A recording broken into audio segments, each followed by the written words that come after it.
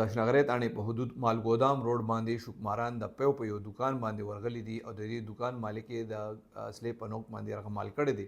د ده نه 20,000 روپۍ موټرسایکل او موبایل اخیستي دي او تښتېدلي دي. دې حوالې سره چې کوم اف ای آر درج شوی دی د پیو دکان مالک چې کوم دی د هغه نوم دی حسن د سوکونو اوسېدونکی دی. د ریپورټ درج کړی دی چې د سهار شپږ نیمې بجې په خپل پیو په دکان کې موجود و.